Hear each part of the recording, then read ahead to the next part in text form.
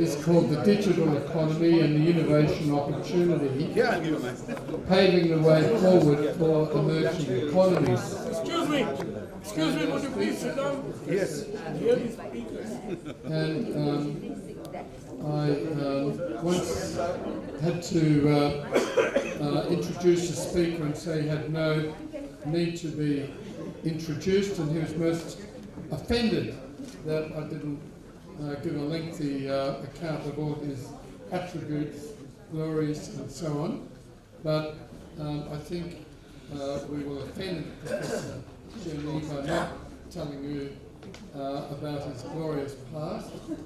Instead, we simply invite you to speak. Great.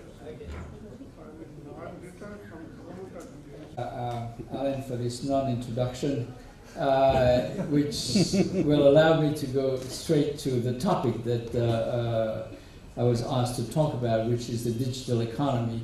I know we're all tired and ready to go for dinner, so I'm going to try to make it as fast as I can. And I want to say basically two things. One of them is a little bit about the possibilities which are offered by the digital economy, in particular some of the challenges for the developing countries. Second, the challenges which are created by the digital economy for competition law enforcement and competition authorities. Now, what do I mean by digital economy? I'm going to draw from an UNCTAD publication on this, which I thought was quite good in describing what it is that we're talking about. Advanced manufacturing, robotics, and factory automation. This was the origin. New sources of data. We've already heard about it today. Cloud computing that goes with it. Big data analytics. Artificial intelligence, which I will say a word about. And in the most recent developments, there are three things maybe which are note. One of them is that the sources of data come from now many different instruments, smartphones, tablets, etc. Second, business models tend to be changed because of the use of the digital economy. And I will talk about two-sided markets in a minute. And third, the fact that the performance of the ICT hardware and the software is such that now there are very advanced machine learning programs which exist, and I will also say a word on this. Before I get to, because each one of those issues is a problem for competition law. Before I get to the problem for competition law, I mean, it's quite clear that the digital economy first can make businesses more efficient, more innovative, more nimble, and more agile. Within this general statement, I think that it's also fair to say that the digital economy can increase the business opportunities, particularly of small and medium-sized firms. And this is something which is, of course, of interest in developing countries. Why? Because they allow small and medium-sized firms to gather information. They allow them to access global markets in a much cheaper way than in the real economy. They can help small and medium-sized firms fight the disadvantage of small scale. And if you think in particular about Amazon, for example, which did access to a lot of small suppliers which wouldn't be able to distribute their goods were it not for the platform that they use. Also, it brings trust in transactions between people who don't necessarily face each other, and this is a really important element. Trust not only because there are third parties for the payment, but also because we have seen the development of questionnaires and the building of the reputation of the sites, which make for more secure transactions. Finally, certainly the digital economy can help small and medium-sized firms be more innovative by having an access and being exposed to many more products and services. Now, there was a report which was produced by Deloitte a few months ago on digital economy, access to the digital economy and small and medium-sized firms. And there were some rather stunning results from this study. The fact that the revenue growth was very high for small and medium-sized firms that had access to the digital economy, up to 20%, 27% on a year-to-year basis. That small and medium-sized firms that were linked to the digital economy were 55% more likely to access international markets than similar small and medium-sized firms that did not have access to or didn't use the digital economy. That they were up to 6 times more likely to have satisfied employees because the firm was more creative, because people worked together more easily in the context of the digital economy. They were 84% more likely to increase their employment compared to similar firms that did not have access to the digital economy, and up to 4.5 times more likely to offer new products or implement new processes than firms that didn't have access to the digital economy. There were some other results, but I think that this encapsulates the fact that there's a dynamism which is which may be a result from access to the digital economy, which is really very significant for small and medium-sized firms. Besides that, the digital economy, of course, expands the opportunities and the services for consumers. This is because it's the 3 words, commodity, mobility, and connectivity, which are closely related, and the online shopping offers many more opportunities than what would be true in the real life. Finally, access to the digital economy brings a lot of services in the provision of public services, of government services. There is I would say 2 things which are of note there. One of them is that it can increase considerably the delivery of public services by simplifying administrative tasks, allowing people to get more efficiently some of those services, and it also increases the transparency of relationships with government and therefore decrease the tendency towards corruption that we have by having more transparent and automated system. Now, there's some specificities of the digital economy when it comes to developing countries that should be kept in mind. First of all, there is, in many countries, a lower level of internet access or connectivity, which may be a problem, which is one of the reasons why government should have an eye on this. Second, the fact that mobile service in developing countries tend to be more driven towards the voice traffic rather than the data traffic. Third, there is a limited access of people to technology in general. And fourth, yes, less access of people in developing countries to banking, and therefore electronic payments can be a very good way to get them into the economy. Now, what does that mean for governments in the context of development? First of all, that they have, governments have a huge role in coordinating and financing infrastructure provisions, but the creation of infrastructure is not in itself sufficient, really. Developing policy for getting a level playing field for all the firms, and developing a whole of government approach to government services are also 2 of the important elements. Coordinating the different government agencies with respect to their digital delivery. Now, I'm talking about this in India because India is a notable, noticeable country from that point of view. There's the Digital India Initiative, which is, has been announced, I believe, 2 years ago, And there is the Boom TCI-based land registry, which is very important, as we all know. One of the difficulties of development in many countries is the fact that land registries are lacking or not very well maintained, as a result of which people don't have the kind of title that they could need to get loans and to escape the informal economy.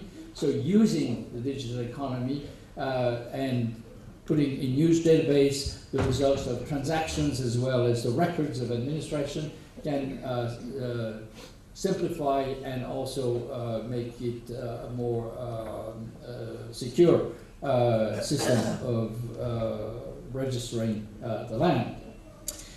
Japan has undertaken very interesting programs. So what we see is that countries, some of them developed, some of them developing, are putting a lot of emphasis on trying to use the digital economy to the best possible way. And as I said, it has benefits both for firms, particularly small and medium-sized firms, consumers, and government as well. Now, there are a few challenges in the development of digital policy. One of them is that the digital technologies are interdependent, which means that there's going to be a wide approach, including communication infrastructures, digital platform, and digital economic skills. Necessity for government to provide leadership in the development of technological capacity and the use and the implementation of the digital strategies. And finally, to try to process and facilitate the innovation and the learning.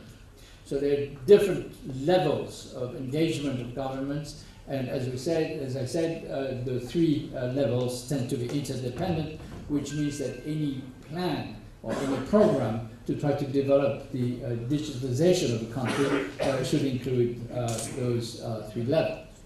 There's a fourth level, of course, which is the regulation of the digital economy. And the regulation has several aspects. I'm mostly going to focus, I'm not going to focus on big data, but even though that this is an issue which is coming up in many countries, how do you manage privacy? How do you organize the exchange of information between the users of the digital economy and the supplier there. But I'm going to talk about some of the challenges for competition authorities, because a lot of the things that I mentioned before as characterizing the digital economy creates incredible challenge for competition authority and for competition law enforcement. So the first challenge is the fact that we have seen the increase in the frequency and intensity of disruptive innovations that come to the digital world. Think about any number of thought that can come. And that as economists or as competition authorities, we have extremely poor tools to predict where, to even consider disruptive innovations. If you think about the number of cases which have been treated recently, in the EU Microsoft case, for example, it is perfectly noticeable that there is no word about the fact that maybe Google is going to take over a number of the benefits of the Microsoft system at a time when Google was already represented a capitalization of $40 billion, so it was not insignificant. But Google wasn't seen as a competitor to Microsoft, or internet-based solution were not seen. It was not anticipated. A few years later, we had Facebook, Instagram, for example, the merger when I was at the OFT, where Instagram was seen as an app that allowed you to put photographs on the internet, and nobody thought of Instagram as a social network. Well, in very few years, it has become one of the dominant social networks, And therefore, a lot of the analysis, which was just, oh, should we add this application that allows people to upload photographs? Well, are there other applications that it's going to compete with? Is there a risk of exclusion of other applications? Became completely redundant and obsolete.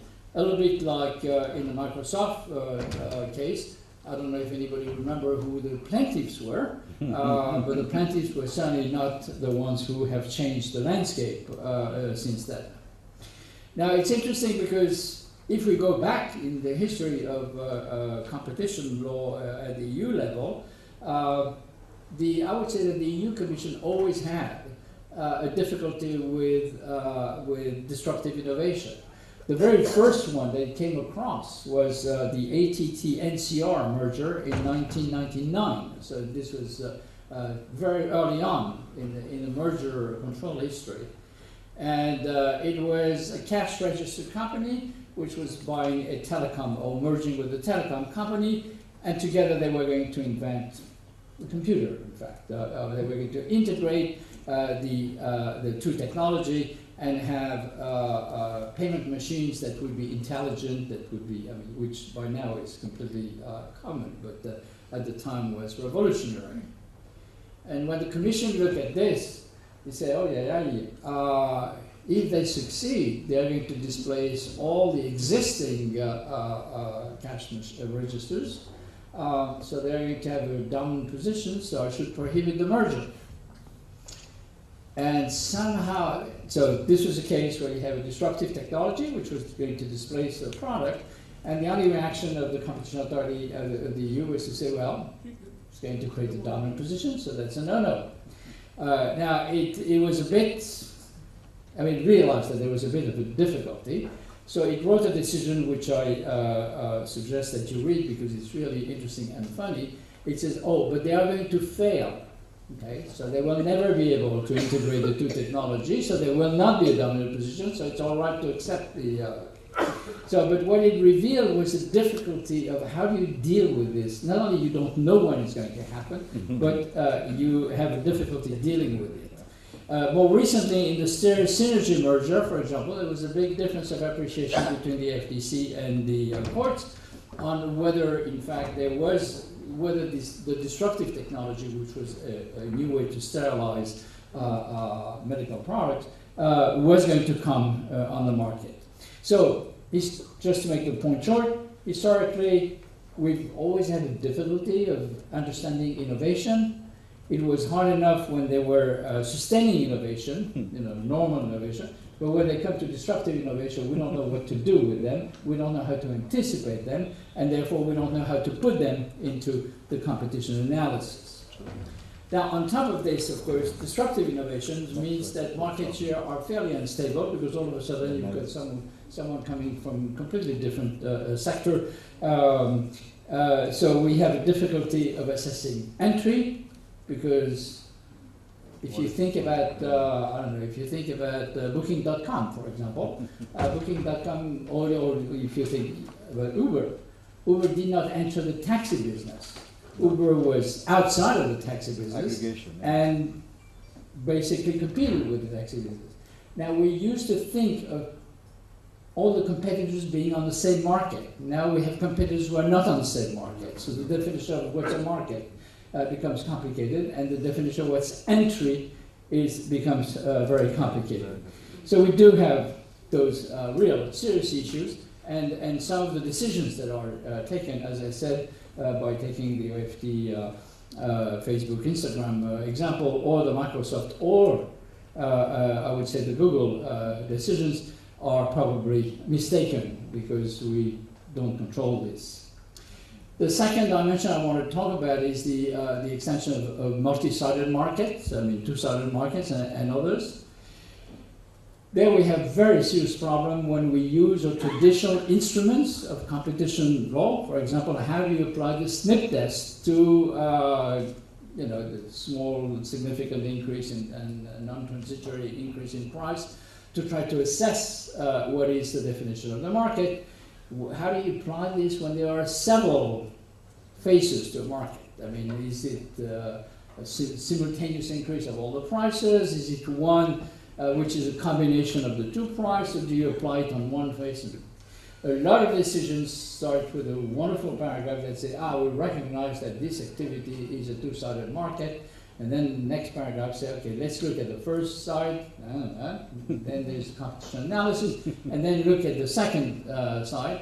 And there's never a third part, which is, well, let's look at the interaction between the two, which is the hallmark of what is a two-sided market. Now, I'm not going to tell you about all those decisions, but the problem there is that all the instruments that we have, which are based on consumer reactions, become very complicated to use when you have several sets of consumers and when there's interaction between them.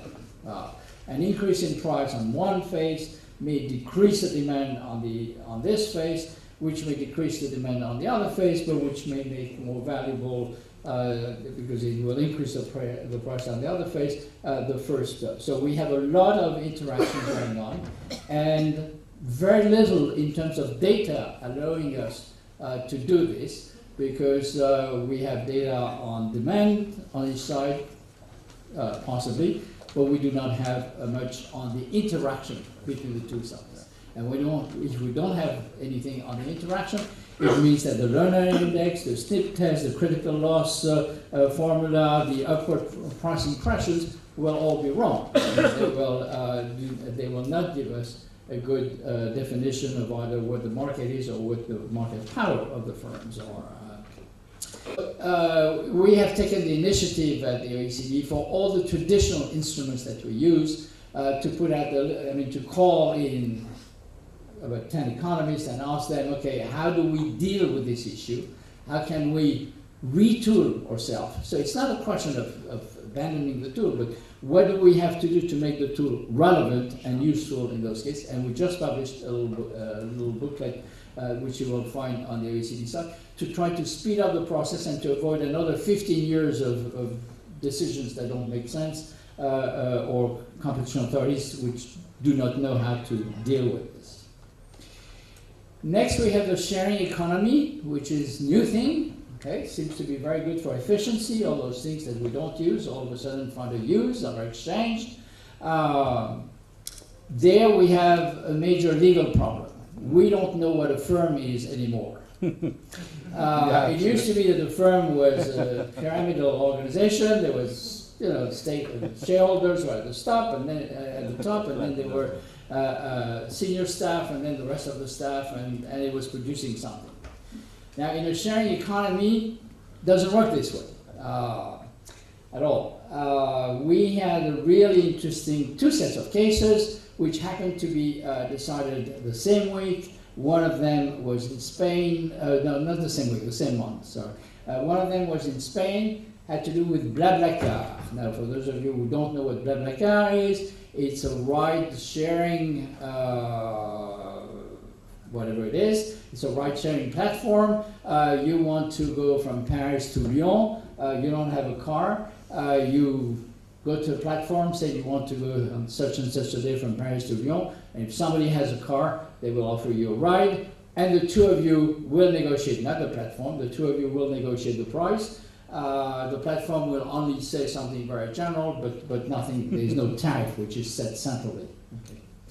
That same month, Uber was being examined by the Paris Appeals Court on whether it was or it was not a transportation company. Now, Uber is the same. So we had the commercial court in Madrid looking at whether BlaBlaCar was a company, a transportation company, or it was an internet platform. And we had the court in Paris looking at whether Uber was a transportation company, in this case a taxi service, or whether it was a platform. Now, the economy of those two are exactly the same, and of course, my only reason for telling you about this is that they came up with two different decisions. The Spanish court said, of course it's not a transportation company, it does not have car, it doesn't set a price, it's just a platform, okay? So therefore, it is not competing with the car companies, which were the plaintiffs in this case, and forget it. And the French court said, of course it is a taxi company because it offers the same service as a taxi. People would not get on the platform unless they wanted a taxi-like transportation, so therefore they have to abide by all the taxi regulation. But the point behind this, I mean, aside from this, is that we have to adapt our concept of what is a firm to very different ways of organizing transactions than what we, or providing services than what used to be the case. So the next step is data. I'm not going to talk about data because I don't have time. I'm just going to finish on artificial intelligence. So a lot of you may know that the world changed considerably January a year ago, when a Caltech professor who's been working on algorithm invented one called Libratus, and then had this algorithm play against the 3 top poker players in the world. Now, there have been experiments like this before, experiment with Go or experiment with chess. Okay. But those experiments were not terribly impressive because you can compute all the possibility, and certainly an algorithm can compute faster than a human and more, and consider a wider spectrum of computations. And the fact that in those cases the algorithm won was kind of expected. Poker and Libratus is a different story for 2 reasons. First of all, Libratus was never told how to play poker. Okay, so there was no instruction on how to play poker in the program. The only thing that was in the algorithm was what is winning and what is losing. Second, this was a deep intelligence kind of algorithm. In other words, an algorithm which plays a number of games and then reflects on why it lost and corrects its mistakes by learning from what it has seen. And sure enough, Libratus learned that the other players were bluffing, and that if he wanted to win, he had to bluff himself. Send information, signals, which were contrary to reality, so that he could duplicate, in fact, the strategy of his competitor. And eventually he learned how to bluff so well that he won the game against the three best poker players in the world. Now, this raises interesting issues. I mean, the particularly interesting issue is that the gentleman who invented this algorithm, besides playing poker with world champions, has a consulting firm called Market Dynamics, where he uses his algorithm, or he rents it out to firms when they have negotiations coming up. So we are one click away from having the situation where we are going to have firms who are going to say, well, I really need to have a good program to help me manage my firm as well as possible. And we're going to go see some of those companies that have produced algorithms and say, I want an algorithm that's going to maximize my profits. Nothing else is said. Okay? And if you have 2 algorithms, each one will realize that collusive behavior is much better, or tacit collusion is much better than competition, and you're going to end up with no competition on the market, no instruction in the algorithm saying you have to collude or you have to do this and that, and an impossibility, in fact, when you talk to people who are well versed in artificial intelligence, of finding out how the algorithm eventually found out that he should send signals and threats such that they would both end up in a collusive situation. So the question there is, who is going to be liable for this, if anyone? Is it the firm who just said, I would like to have some help in managing my company, which up to now at least is not considered to be a violation of competition law? Is it going to be the manufacturer of or the inventor of the algorithm who has put in no instruction on the fact that they should collude, but it was just the result. And if there is no liability, what are we doing as competition authorities? I mean, where is competition going to come from? Okay, so this is just to say that the digital economy is a really interesting area, not only in terms of economic development and economic development for developing countries as well, particularly because it helps small and medium-sized firms in such a wonderful way.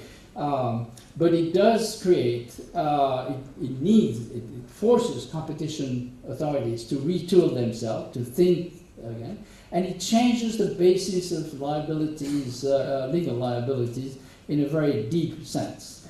There's been an acceleration over the last 3 or 4 years of those, both on the data side and also on the artificial intelligence.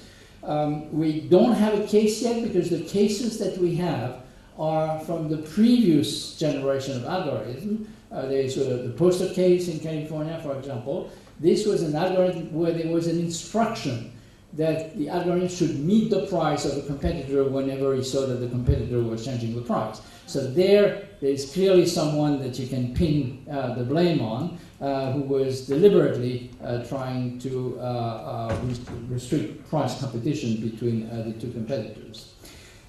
So lots of fun is going to come, but there's also lots of uncertainties about how competition authorities are going to meet their challenge. Thank you very much. Wonderful.